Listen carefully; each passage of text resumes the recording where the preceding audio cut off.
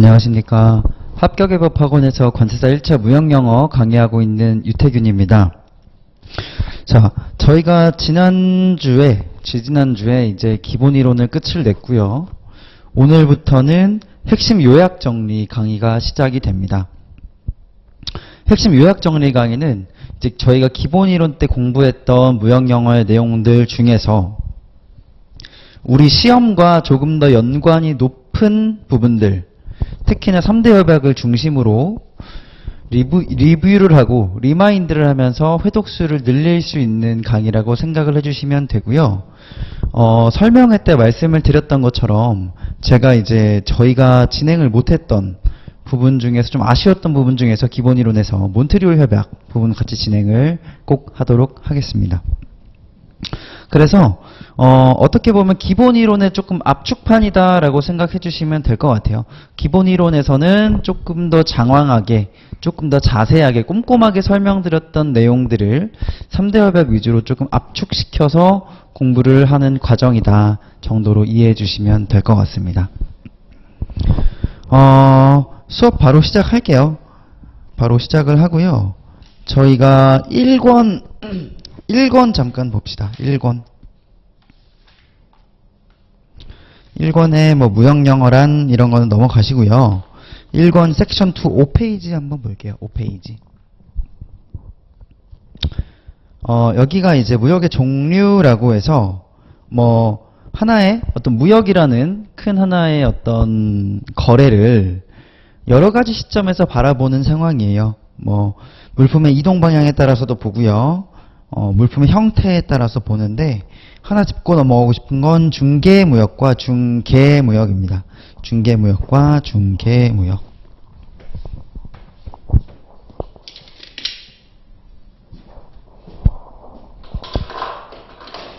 기본이론 시간 때도 우리가 공부를 했지만 중개무역이 있고요. 중개무역이 있습니다. 자, 요거 두 개는 어떻게 구분을 하냐면, 여러분, 뭐 자취하시거나 하는 분들 공인중개사 찾아보셨나요? 찾아가 보신 적 있나요? 공인중개무역이죠. 중개사. 중개무역은 그림으로 표현을 하자면, 여기에 셀러가 있고, 얘가 물품을 바이어한테 판매를 하죠. 여기에 중개인이 껴 있어요. 그래서 물품의 거래는 한 번 있는 거죠. 물품을 팔고 돈을 받을 텐데요. 그 과정에서 중개인은 알선의 역할을 하고 있는 거예요. 그래서 상거래는 한 번 일어난다.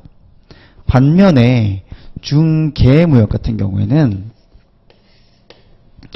판매자와 구매자가 있고요. 물품을 사고 파는데 중개무역처럼 바로 사고 파는 게 아니라 여기에 누가 있다? 중개인이 있어요.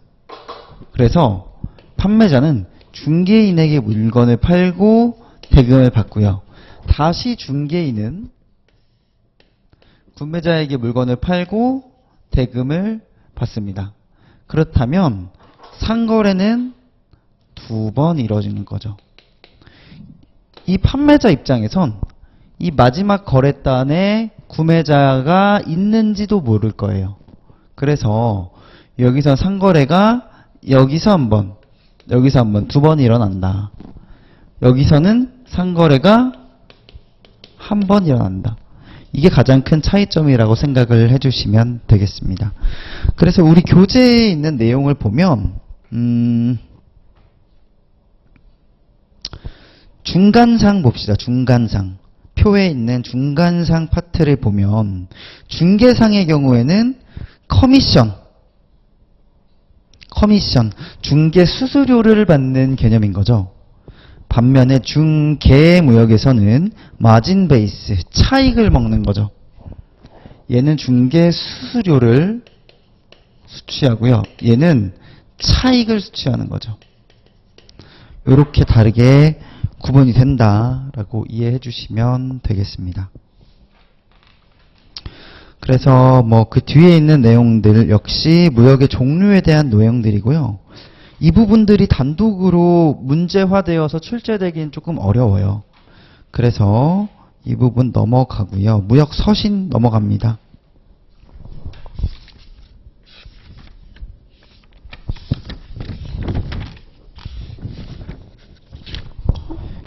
준비도 넘어가시고요. 1권 23페이지 일단 펴놓을게요. 1권에 23페이지.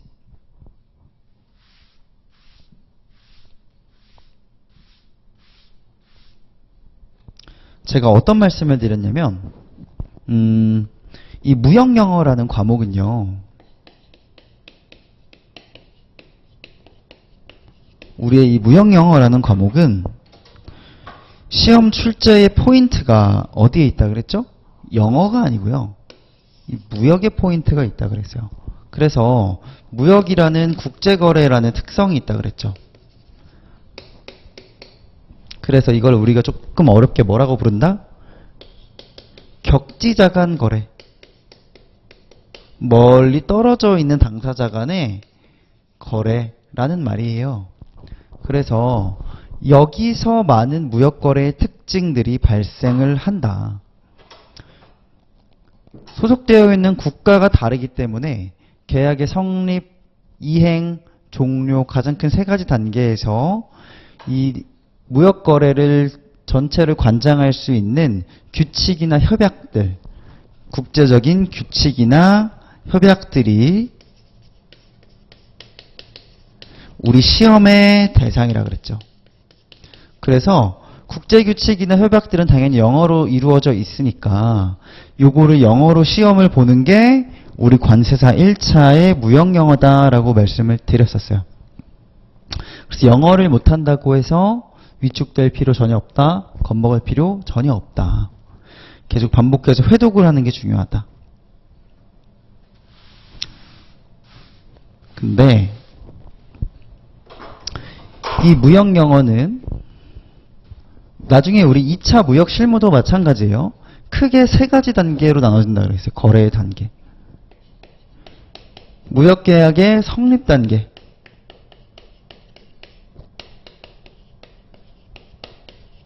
계약의 성립을 하면 그 성립된 계약에 따라서 각 당사자에게 의무가 있겠죠. 그 의무를 이행을 해야 합니다. 계약의 이행이 있죠. 다음, 계약을 이행하면 좋게든 나쁘게든 계약은 종료가 되어야 합니다.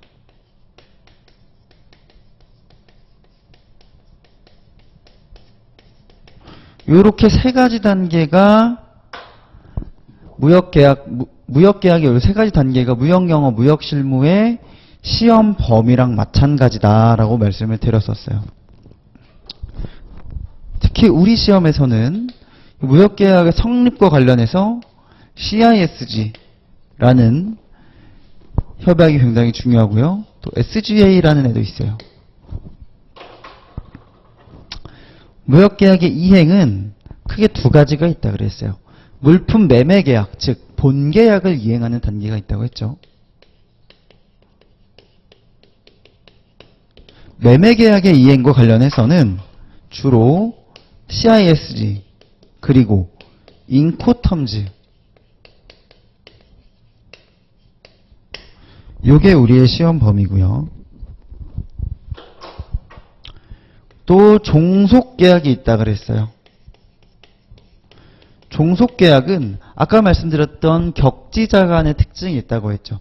거리가 멀리 떨어져 있는 잘 모르는 사람과의 거래이기 때문에 그러한 거래적인 특성에서 발생하는 종속계약들이 있어요. 대표적으로 운송계약이 있죠. 또 멀리 떨어져 있기 때문에 저 당사자를 잘 못 믿겠어. 저 친구가 나한테 물건을 판매한다고 하는데 믿을 만한 사람인지 잘 모르겠어. 또는 반대로 나한테 물건을 사고 싶다고 하는데 믿을 만한 당사자인지 잘 모르겠어. 그래서 우리가 뭘 쓴다고 했죠? 신용장이라는 굉장히 특이한 결제 방식이 있다고 했어요. 그래서 결제계약, 그 신용장에 대한 내용이 주가 되겠죠. 또는 추심 등. 세 번째로는요. 멀리서 유럽에서 우리나라까지 해상 운송을 하면 몇 달이 걸리는데 그동안에 물건이 파손되지 않을까? 그러면 그거에 대한 보험을 들자라고 해서 적하보험 계약이 또 있다고 했어요. 또는 해상보험, 선박보험 같은 건 역시 포함이 되죠. 대표적으로 이렇게 세 가지의 종속계약이 있는데 운송계약을 먼저 보면 운송의 방식에 따라서 각 협약들이 존재합니다. 예를 들면 해상운송에서는 헤이그 규칙이 있고요. 또 얘랑 약간 다른 헤이그 비습이라는 애가 또 있어요. 그리고 항공운송에서는 몬트리올 협약 같은 애가 있고요. 마찬가지로 같은 해상 중에서 함부르크 규칙도 있죠. 또 복합운송 MT 조약 있죠. MT 조약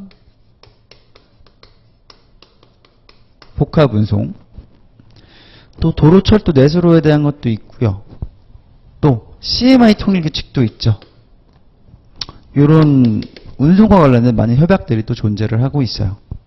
또 결제 관련해서는 UCP 600 신용장에 대한 내용이죠. 다음 추심에 대해서는 URC 522이라는 애도 있고요. 이 UCP에서 파생되는 EUCP라는 애도 있고요. UCP를 해석하기 위한 ISBP라는 아이도 있어요. 아주 많아요. 또 보험에 대해서는 영국 해상보험법 MIA라는 친구가 있고 또 ICC 협회 적하약관이 있고요. 또 P&I 보험 또 많아요. 다음 무역계약의 종료는 계약이 종료되는 방법은 여러 가지가 있을 수 있어요. 서로 합의하에 이 계약을 없던 걸로 하자라고 할 수도 있고요. 또 서로가 서로의 의무를 잘 이행하는 거지. 판매자는 물건을 잘 만들어서 알맞게 인도를 하고요. 구매인은 그에 맞는 대금을 잘 지급을 하고요. 다만 우리 시험에서는 분쟁이 발생했을 때 이 분쟁을 해결할 수 있는 방법에 대한 관심이 많습니다. 특히나 소송이 아닌 소송을 대체할 수 있는 대체적 분쟁 해결 방법 ADR이라고 한다고 했죠. 중에서도 우리 시험에 나올 만한 아이는 중재를 활용한 뉴욕 협약이라는 아이가 있다. 그래서 얘가 시험에 또 자주 나온다. 요렇게가 개괄적인 우리의 시험 범위를 한번 나열을 해본 거예요. 양이 많아요. 특히 이 종속계약 쪽이 양이 많습니다. 그러면 우리가 이걸 다 외울 수 있느냐? 다 외울 수 없다. 다 외울 수 없다. 다 외울 수 없다. 그러면 시험에 자주 나오는 아이가 있고 상대적으로 덜 나오는 아이가 있는데 자주 나오는 애는 꽉 잡아서 가야 된다. 그 선택과 집중을 해야 된다. 그게 바로 우리가 3대 협약이라고 흔히 말하는 CISG, 인코텀스, UCP 이 3대 협약에서 50% 정도가 보통 출제가 된다. 20문제 전후로 나온다는 거죠. 그래서 얘네는 꽉 잡고 와야 돼. 이 CISG, 인코텀즈, UCP는 개념을 꽉 잡고 가셔야 돼요. 그래서 저희가 기본 이론 시간 때도 거의 한 60-70%의 시간을 이 세 가지 협약을 해결하는 데에 투자를 했을 거예요. 얘네 말고 다른 애들은 안 중요하냐? 당연히 중요하죠. 그 중에서도 한번 골라보면 이 URC 오돌들이라든지 혹은 이 EUCP 또 이 협회적 가약관 이런 애들은 주요 협약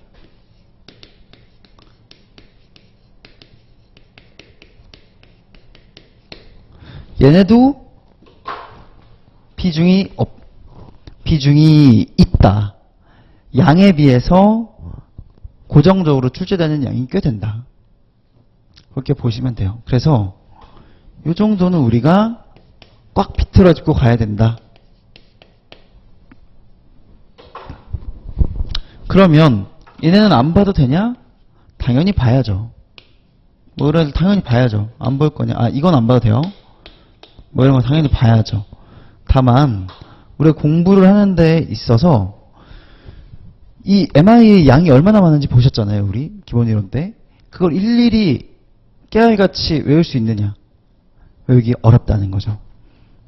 그래서 이 친구들은 제가 기본 이론 때 다른 내용들을 중심으로 개념적인 공부를 하고요. 나머지 시간도 다른 데 투자를 해야죠. 우리가 1차 시험을 4과목을 보는데 뭐 FTA까지 하면 5과목인가요? 5과목을 보는데 무형영어만 공부하는 게 아니잖아요. 가장 많이 투자를 하셔야 되는 건 역시나 회계학입니다. 회계학. 그렇기 때문에 이 무형영어 시험에서도 선택과 집중이 필요하고요. 우선적으로 선택해야 되는 건 당연히 이 3대 협약 그리고 이 주요 협약 아이들.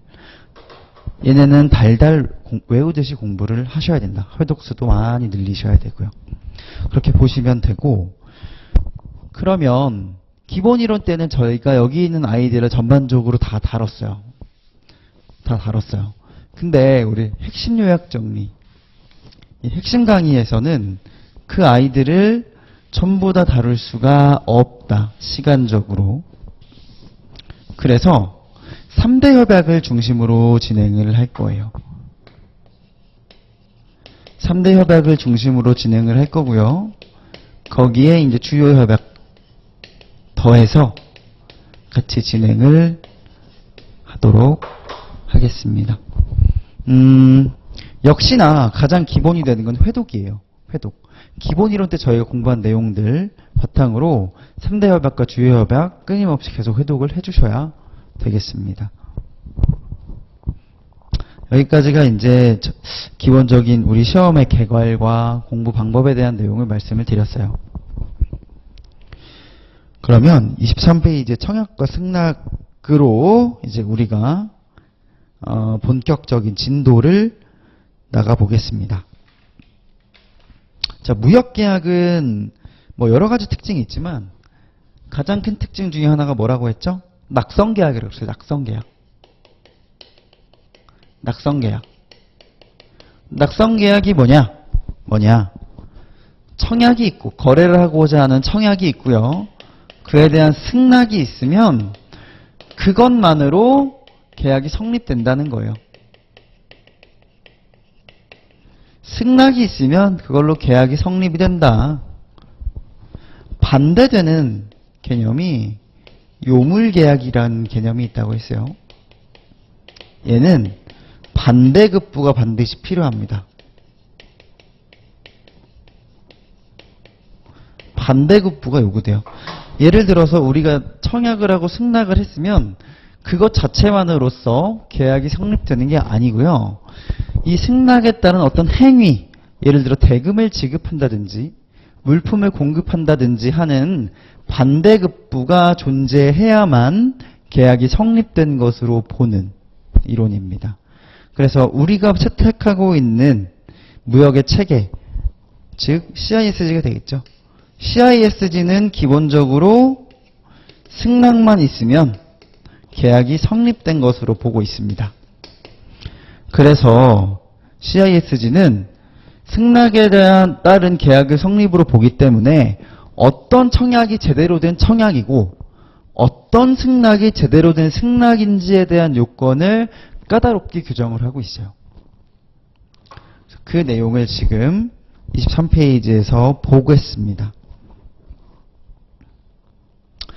자, 청약이란 먼저 볼게요. 청약자가 피청약자에게 계약을 체결하고자 하는 의사표시를 말한다.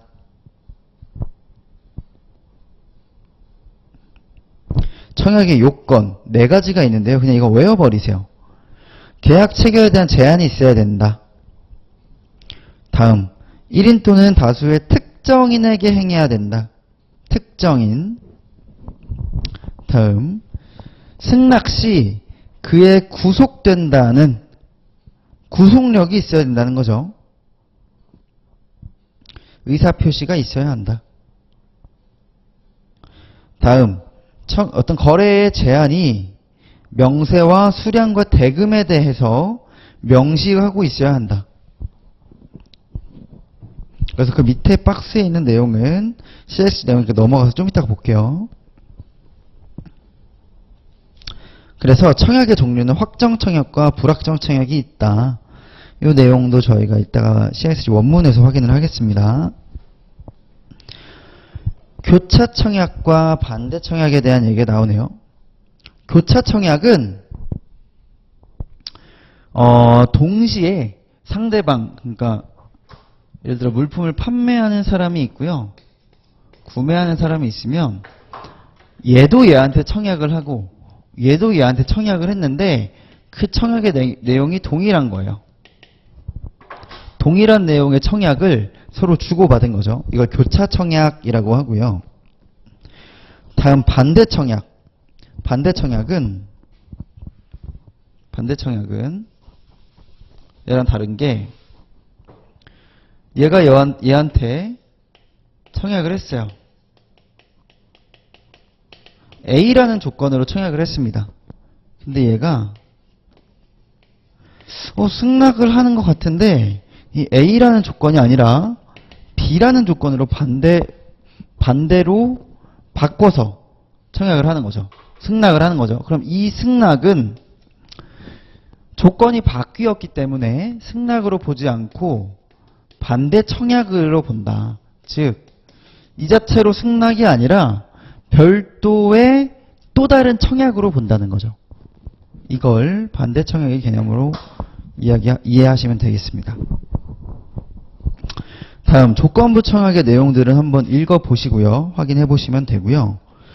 효력 발생, 저희가 뒤에 가서 또 볼 건데 세 번째 줄 밑줄 CISG에서 청약의 효력 발생 시기는 상대방에게 도달한 때로 한다. 밑줄 쳐두시고요. 효력 서면 한번 읽어보시고 다음 장에 철회와 취소의 개념 잠깐 짚어볼게요.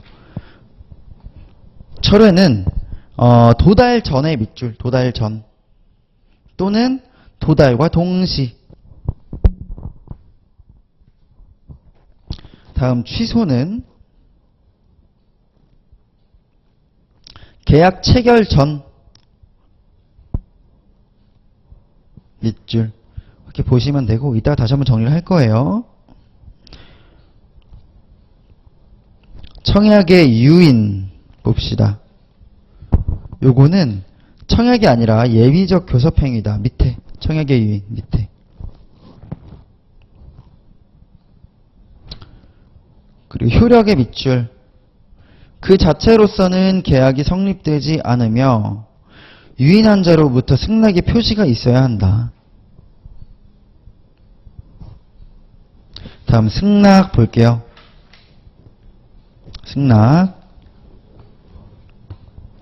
승낙의 요건. 승낙의 의사표시는 무조건적이고 절대적이어야 한다. 다음 약정된 기간과 합리적인 기간 내에 행해져야 한다. 승낙은 청약자에게 약정된 형식으로 통지되어야 한다.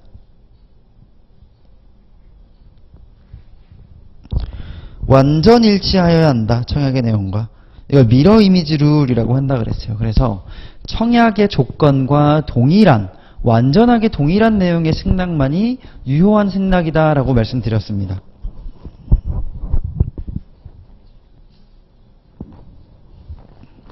그래서 이제 침묵과 부작인의 그 자체로 승낙이 될 수 없다. 보시면 되고요. 뒷장에 양괄호 5번 도달주의 언더바 CISG.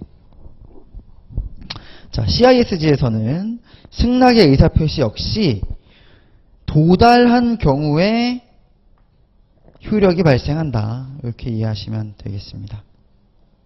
청약과 승낙에 대한 내용이 굉장히 중요해요. 그래서 개념을 한번 살펴봤고요. 잠깐 1권은 이제 넣어두시고 2권으로 갈게요.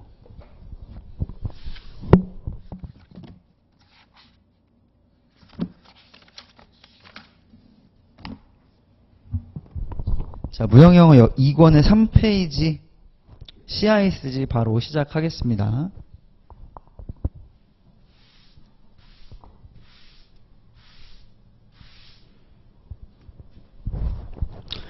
자, 우리가 CISG라고 부르는 협약의 풀네임은 국제물품매매계약에 관한 국제연합협약입니다. 자, 국제물품매매계약에 관한 협약이다. 자, 아까도 말씀드렸지만 격지자간거래, 즉 우리나라에 있는 사람하고 중국에 있는 사람하고 거래를 하면 각자 생각하는 구조가 다르고 법체계가 다르고 그렇기 때문에 무역거래를 체결함에 있어서 혼선이 발생할 여지가 큽니다. 이 CISG는 그러한 혼선을 최대한 방지하고자 통일된 법적 기준을 최대한 마련을 해보자 라는 취지에서 탄생을 했어요. 그래서 보시다 보면 각국의 다른 법 체계가 굉장히 다양하기 때문에 그걸 통일하기 위해서 굉장히 이제 이 구속력이 풀어주는 경우가 많아요. 뭐 A라고 규정을 하고 있지만 A를 꼭 원하지 않으면 B로 해도 돼. 대신 원칙은 A다.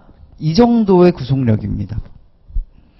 그래서 항상 CISG를 공부를 하실 땐 이 CISG의 어떤 국제적인 성격을 잘 이해를 하셔야 돼요.